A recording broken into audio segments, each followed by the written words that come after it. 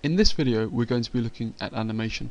We're going to be looking at getting this car to drive from one side of the screen to the other, and we're going to record this process.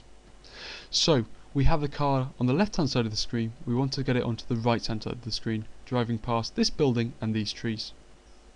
I can see the camera here.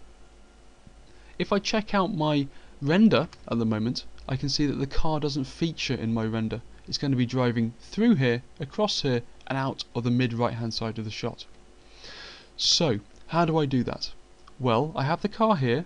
I'm going to hopefully drive it along the green line like so, and to do that I'm going to be using something called keyframing, and keyframing is going to record the location and the rotation of the car at certain points along its journey.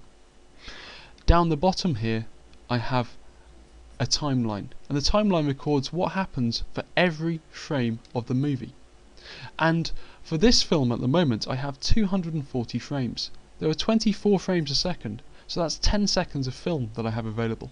And you can increase this and decrease this. For this particular shot I think we need to decrease it. So I'm going to actually adjust this from ending at 240 to actually ending somewhere a bit lower. I've put 80 in there. Another way of editing this, rather than just clicking and typing, is to click and drag. So left click and drag allows you to actually set exactly where you want it to end. I'm going to get it to end at 60 frames, or roughly 4 seconds for this shot. So we have our car where we want it to be to start off with on frame 0. And if I have frame 0 here, I need to set this. I need to record a keyframe for this.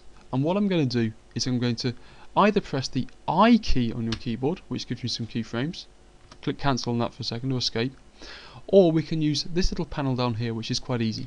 So for the car on 0 frames, we're going to set the location and the rotation of the car, and we're going to record it by hitting the little key symbol there. And as you can see now, I have a yellow bar on my timeline that says that the keyframe has been recorded. At 60 seconds I want the car to be somewhere else, so I want the car to have driven through the shot, so hopefully about there.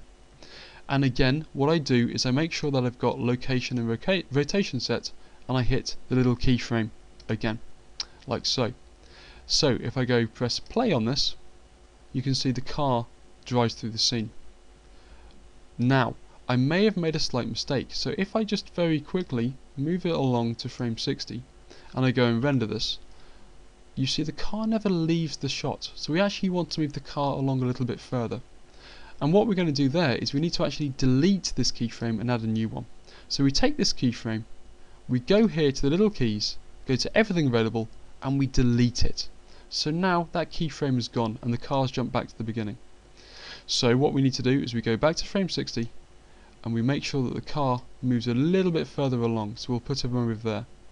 We go back to the keys, location and rotation, click on the key to set that, and now if I press play it drives through, and hopefully when it gets there, I can check with my render, you can't see the car, it drives straight through the shot, and you're now ready to actually put this into an animation and render it out.